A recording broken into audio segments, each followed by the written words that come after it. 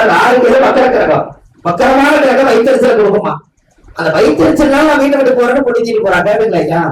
சுக்கர வக்கரமான என்ன சொல்லுவாங்க ஐயா? ஐயா சுக்கர வக்கரமான என்ன ஆகும்? ஒரு ஆணுடைய ஜாதகத்துல ஒண்ணு பொட்டி தூக்கி போறேன்னு சொல்லுவோம். செவ்வாய் வக்கரமா இருந்தா கொண்டாடி கிட்ட யாரு சொல்லுவா? மாப்பிள்ளை நான் எங்கே போறேன், அவர் வீடு நான் எங்கே போறேன்ல. அப்ப வக்கரம் என்ன செய்யுதுங்க? அந்த இடத்துல இருந்து இன்னொரு இடம் கோவச்சுட்டு வெளியில போறது இல்லையா? அதனாலதான் இப்படி குரல்கள் வக்கரமா இருந்தால் விழுப்புரம் மாவட்டத்துல திருவக்கரையில வக்கரகாளியம்மன் கோயிலே இருக்கு. யார் ஜாதகத்துல எல்லாம் வக்கரம் இருக்கிறதோ அவங்க எல்லாரும் ஒரு முறை போய் அந்த வக்கரகாளியம்மன் கோயில போய் தேங்காவில் உடச்சு சாமி கும்பிட்டு 1 மணி நேரம் அந்த கோயிலுக்குள்ள உட்கார்ந்து வந்தீங்கன்னா உங்க ஜாதகத்தில் இருக்கிற வக்கர தோஷம் நிவர்த்தியாகும்.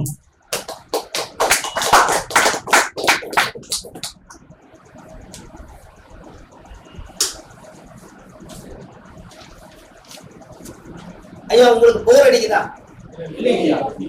இல்ல போர் அடிக்கல சொல்லுங்க, நான் ஒரு பாட்டு பாடுறேன். இல்லைங்களா?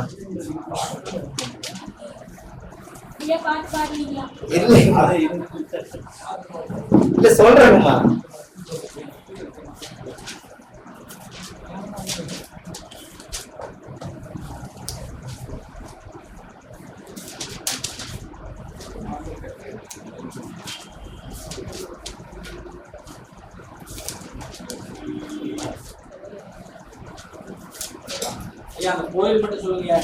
ஐயா திருவக்கரை வக்கரகாளியம்மன்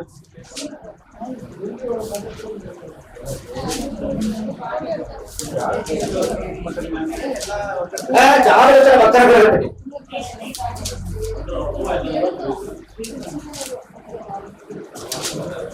சார். ஜாதகத்துல யாருக்கெல்லாம் வக்கரகாளியம்மன் இருக்கிறோம் சார்? உங்க ஜாதகத்துல வக்கரகாளியம்மன் இருக்கு, அப்புறம் வக்கர தோஷமே நடந்து என்ன நீங்க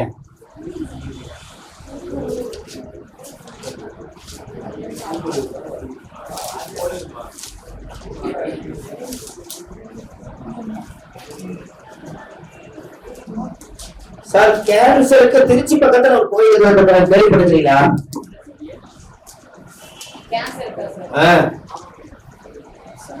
அது கண்டிப்பா இந்த கோடத்துல சொல்லணும்.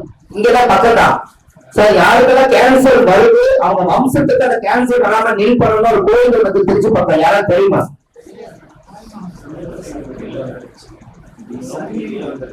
சார்? அது எல்லாருமே நம்ம தெரிஞ்சுக்கணும் பாருங்க. நம்ம கிட்ட ஜாதகம் பார்க்க வரவங்க இந்த கேன்சர் வந்து வம்சாவளியா நடந்துக்கிறாங்க. திருச்சி பக்கத்துல குருவித்துறை சிவனுடைய ஆலயம், இது எல்லாத்துக்கும் நீங்க சொல்லுங்க. அந்த கோயில் போயிட்டு சொல்லுங்க, அந்த கேன்சரோட வம்சம் விருத்தி ஆகாது. அந்த கேன்சர் அவங்களோட நில்லாது. அந்த கோயில் போயிட்டு வந்தாங்கன்னா அது வேற, அது மாத்திராங்க. அது எனக்கும் தெரியும் ஐயா. திருச்சி பக்கத்துல ஒரு குருவித்துறை யூடியூப்ல அதிகம் வருது. குருவித்துறை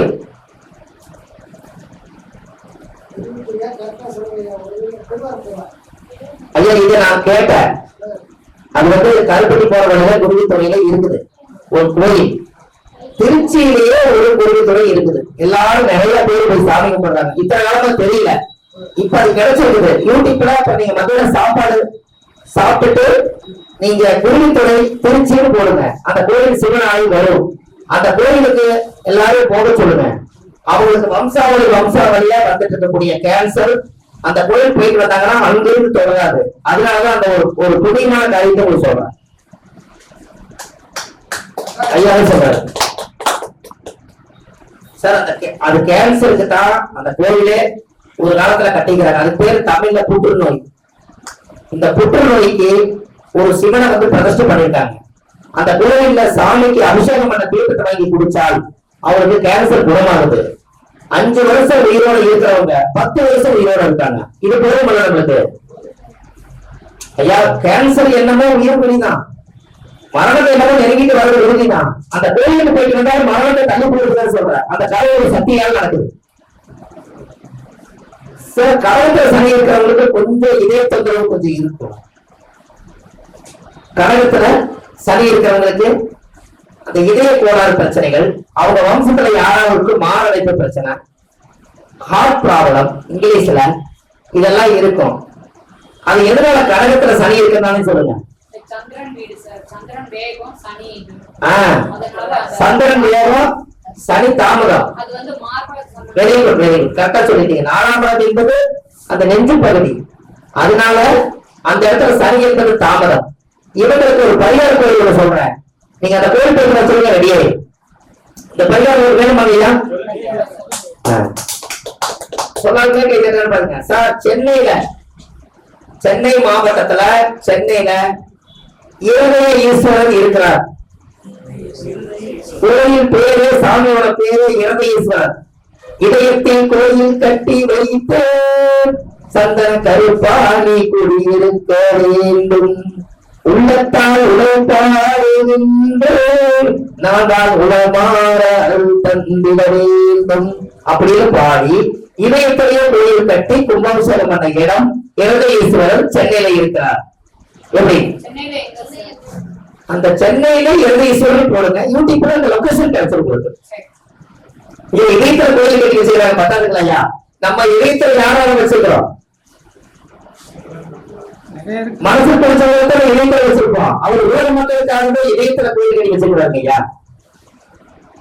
அப்ப சொன்னது தவறா தவறா நீங்க இருக்கீங்களோ?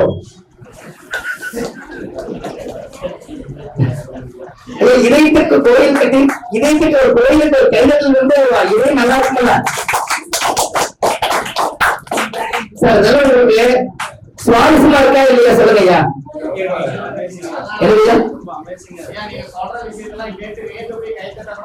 ஓ கைதட்ட பயங்கர ஐயா. நான் எதுக்கு அடிக்கடி கேட்டுக்கிறேன்னா, ஃபேன் 5 ஓடுது, நீங்க தூங்கிட்டு இருக்கீங்கன்னு எனக்கு தெரியணும்ல சார். இருதயேஸ்வரர் கோயில், சிவன் கோயில், இருதயேஸ்வரர் கோயில் இருக்குது பாருங்க. நாம பெரிய ஜோதிடர் அப்படின்னு சொல்றதுக்கு ஒண்ணுமே இல்லை.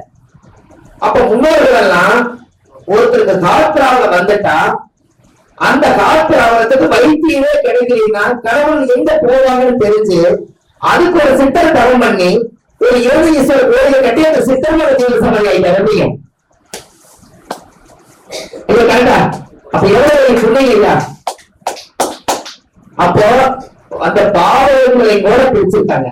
மேசம்னா தலை, ரிஷபம்னா கழுத்து, மிதுனம்னா தோள்பட்டை, கடகம்னா மார்பு, சிம்மம்னா வயிறு, கண்ணினா இடுப்பு, துலாம்னா சிறுநீரகம், விருச்சிகம்னா ஆசனவாயு கர்ப்பப்பை, தனுசுனா தொடை, மகரம்னா கணுக்காலு, கும்பம்னா முழங்காலு, நீளம்னா பாதம். இந்த பிரிச்சு அந்த காலத்துல இதை செஞ்சிருக்காங்க இல்லையா? அப்ப எல்லாத்துக்கும் அந்த காலத்துல நம்மளோட உடம்புல இருக்கக்கூடிய அத்தனை நரம்புகளுடைய கோயிலும் இந்த உலகத்தான இருக்கு. அப்ப நாம அதை எடுத்து வர்ற மக்களுக்கு என்னதான் நம்ம பூத பரிகாரங்கள் செய்தாலும் கூட நமக்கு மேல இருக்கக்கூடிய சக்தி கடவுள் பிரபஞ்சத்துல இருக்குது. நம்ம 100 வருஷம் உயிரோட வாழ்றோம், 120 வருஷம் வாழ்றோம். ஆனா கோயில் 5000 வருஷம் வாழுது. எங்க சக்தி அதிகம் இல்ல?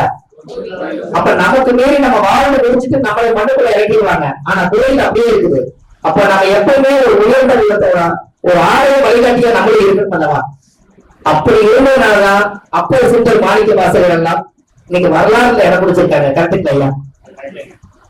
அவங்களே ஒரு நம்மளை போல ஒரு அவங்க அம்மா 10 மாசம் தானே பெற்றது, ஏதாவது எச்சா பெற்றதா இல்லையா இல்ல? அப்ப அவங்களெல்லாம் ஒரு வரலாறு வந்தது காரணமே நம்மளை போல ஒரு ஜோசியர்களுக்கு ஒரு ஞானம் பிறந்து அந்த ஞானத்துல இருந்து உருவாகி ஒரு கோயிலை கட்ட சொல்லி பல விதமான சிற்றங்கள் எல்லாம் செஞ்சு கும்பாபிஷேகம் பண்ணி கடைசியில சிவனே எழுதி சொல்லி யாரெல்லாம் ஜீவசமாதி ஆகிட்டாங்களோ அவங்க எல்லாம் அங்க வந்து ஜீவசமாதி ஆகணும்னு சொன்னீங்க.